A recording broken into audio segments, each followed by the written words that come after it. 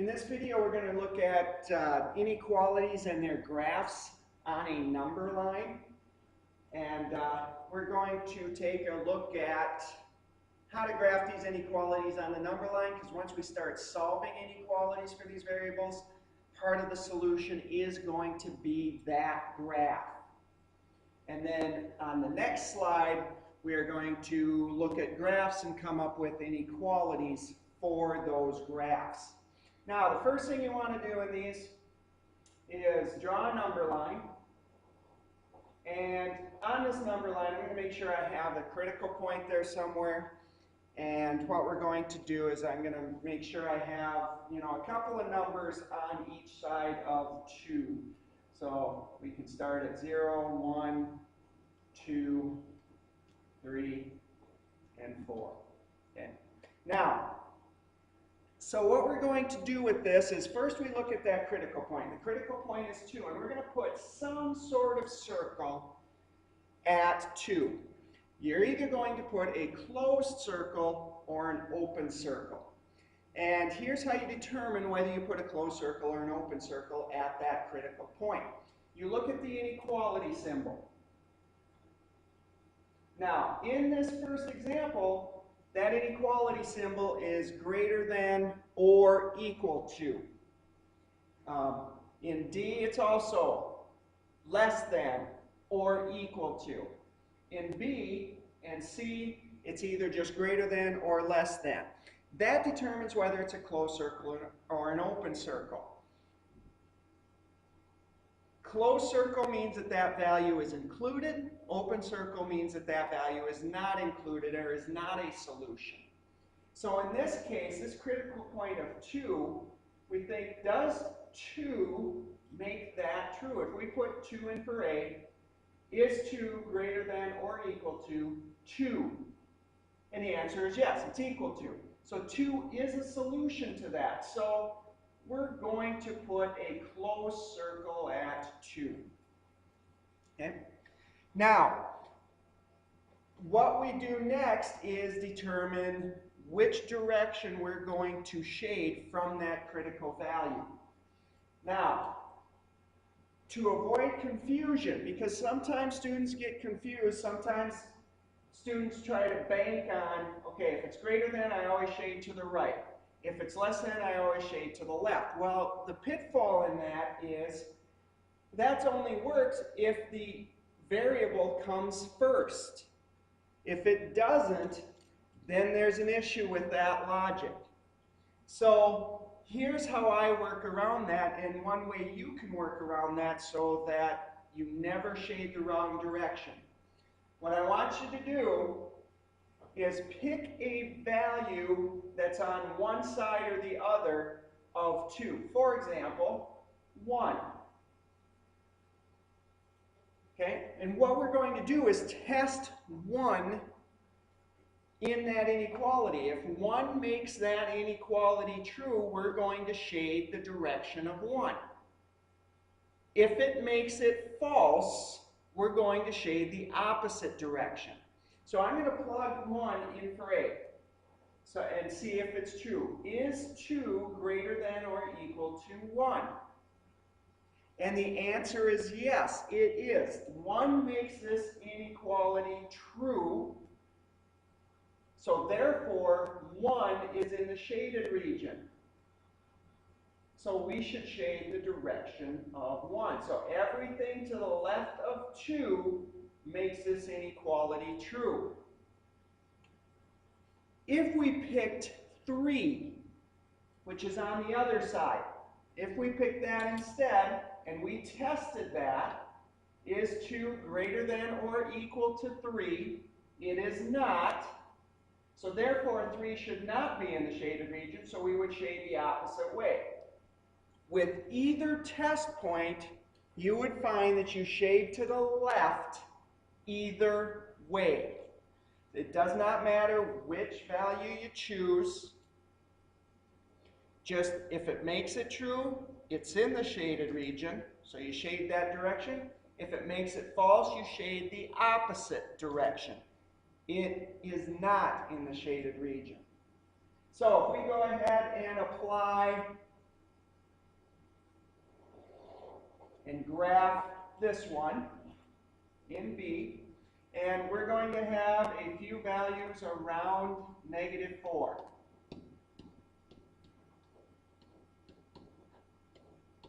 Now, with negative values, you need to be careful on the number line. One common error that I see is we start here, -2, -3, -4, -5, -6. But with negative numbers, it's kind of reversed. So you have to be careful of how you label your number line. All right, so our critical point is at 4. And since we just have greater than, we're going to have an open circle here. Okay? And what that open circle means is that -4 is not itself a solution to this. -4 is not greater than -4. But something very, very close to -4 is.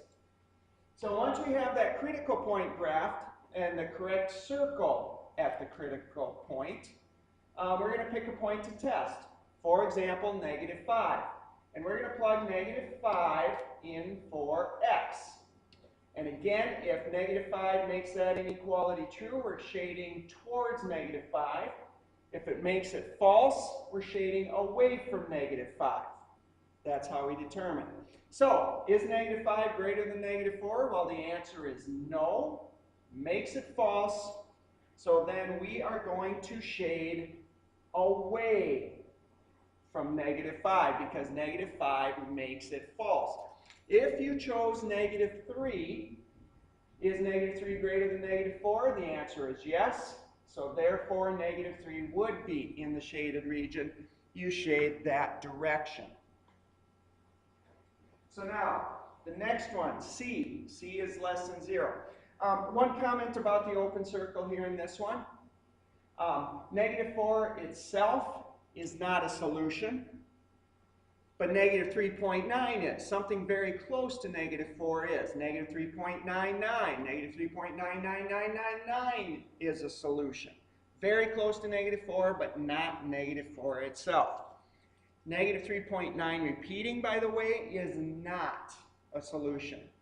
If you have a question about that, ask about it in class. That'd be proof that you actually watched and listened to this video.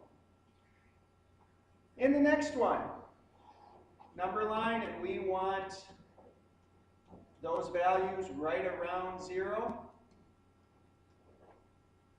And our critical point is at 0, and since it's just less than, 0 is not less than 0.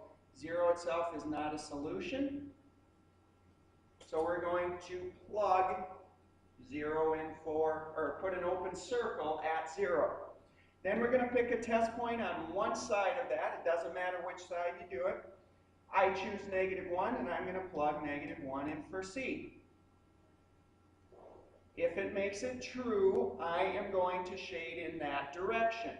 If it makes it false, I'm going to shade the opposite direction. In this case, -1 is less than 0, makes it true, so I'm going to shade that direction. If I chose +1 to test, 1 is not less than 0, so then I would shade the opposite direction. Either way, you're shading to the left of that critical point. In D, critical point is 3. Now, since we have less than or equal to symbol there, 3 itself would be a solution, so we want to include that, so that would be a closed circle. And once again, we're going to pick a test point. We're going to plug 2 in for N. If 2 makes it true, we're shading that direction. If it makes it false, we're going to shade the other way. Is 3 less than or equal to 2? Well, the answer is no. 2 makes it false, so we're going to shade the opposite direction. And that's how you graph inequalities. Now, on the next slide, we are going to take graphs of inequalities and write the inequalities for those graphs. Now, first of all, in this one, our critical point where our circle is at -1. And it really doesn't matter which variable you choose. I'll choose n. So I'm going to compare n to -1.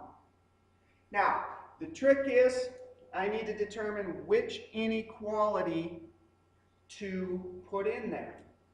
Well, what I do is I look at the shaded region and I pick a point that is inside that shaded region. And I'm going to substitute that in for n. So how does 1 compare to -1? Well, 1 is greater than -1. So therefore, that is the way or the direction that my inequality goes in my final inequality. So n is greater than -1. And lastly, I look at that circle, if it is an open or closed circle or not. If it is a closed circle, like it is in this example, -1 is also a solution, so it's got to be greater than or equal to. If it's a closed circle, I'm going to put a line under that inequality. If it's an open circle, I'm not. So the inequality for this graph is right there. N is greater than or equal to -1. Now for B, our critical point is 4. So I'm going to compare n to 4 somehow. And again, I pick a value that's in the shaded region, like 3. So I'm going to put that in for n and see how 3 compares to 4. Well, 3 is less than 4. So therefore, I'm going to just transfer that inequality symbol down. And last, I'm going to determine whether I need a line under that inequality symbol or not. And since 4, there's an open circle at 4, I do not put a line underneath that. So therefore, we have just n is less than 4. Same thing for C. I'm going to compare n to the critical value of -3. And once again, I'm going to pick a value that's inside that shaded region and see how -4, or that value, compares to -3. Well, -4 is less than -3. So I'm just going to transfer that inequality down. And then I look at the circle to determine whether I need a line under that or not. Since it is an open circle, I do not need a line or should not put a line underneath it. So n is less than -3 because -3 is not a solution in that graph. And finally, graph D, critical value is 0. So I'm going to compare n to 0, and I'm going to pick a value that's in the shaded region and put that in for n. How does 1 compare to 0? It is greater than. So once again, I'm just transferring that inequality symbol down and then determine whether I need a line underneath it or not. Since it is a closed circle, I need a line. So n is greater than or equal to 0. So that's hopefully a review of inequalities. Perhaps it may have been an introduction to you. If it is, hopefully these videos helped. And this unit, we will be solving a lot of inequalities the same way we solved equations last unit. So hopefully it will be nothing new.